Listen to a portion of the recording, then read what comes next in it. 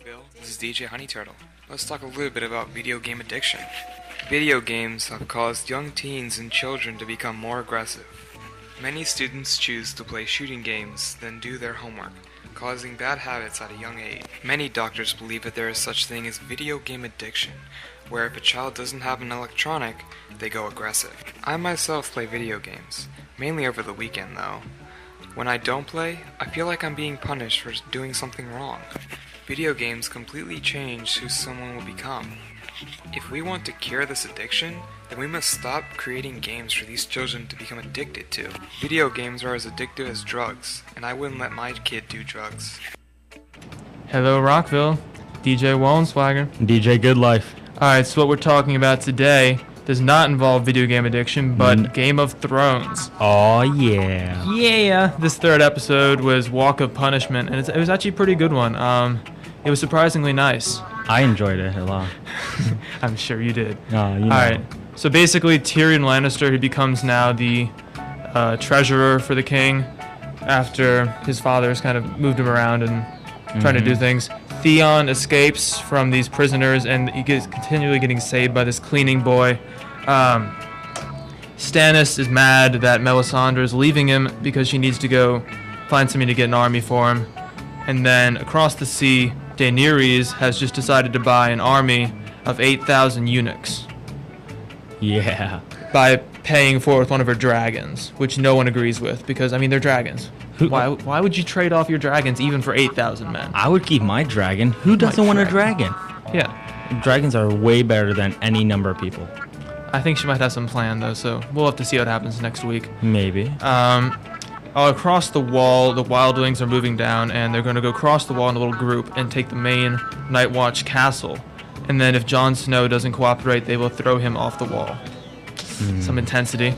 And then the rest of the Night's Watch is retreating still, and they kind of hide in this castle place with this guy and his daughter wives.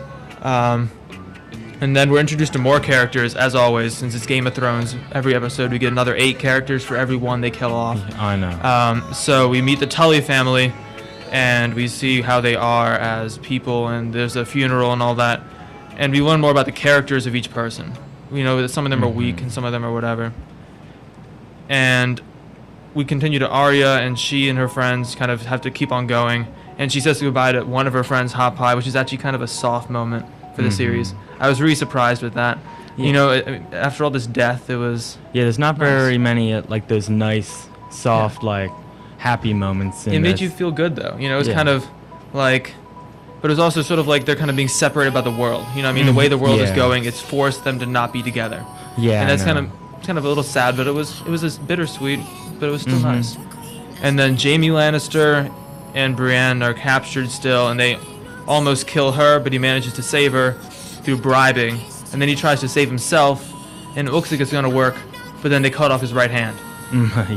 Yeah, so that's a bummer. And it's his sword hand, and he's like one of the best swordsmen in the kingdom, so that's gonna damage his future as a knight without a hand that you need. Yeah, I'm not seeing a knight in his future. I'm not seeing a good future for him. No. Yeah. Well, the good thing is, I mean, this was not a great episode. Like, it wasn't, there wasn't action so much. It was more exposition. Yeah. We saw a lot of characters, a lot of build up, a lot of what's going to happen.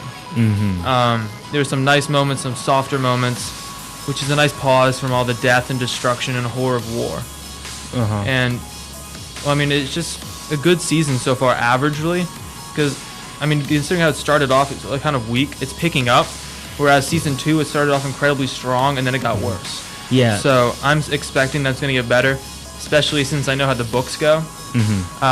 So, like, this next episode is going to be very intense. It's going to have a lot of action.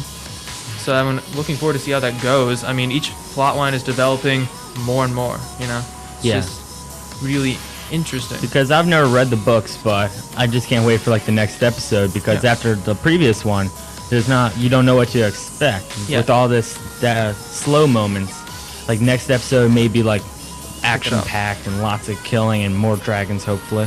And half the thing is, because it's so full of betrayal and kind of stabbing in the back, you never know what's going to happen. Sometimes people who are best friends are going to turn against each other.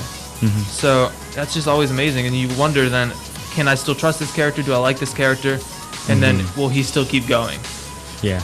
And so we just have to see how it goes next week, especially with Daenerys. Hopefully her plot line's going to pick up. It's kind of boring, personally. I mean, it looks cool, but it's going to get better, though. I can guarantee it. So we'll see y'all next time to talk about upcoming movies. Oh, Peace. yeah. See ya.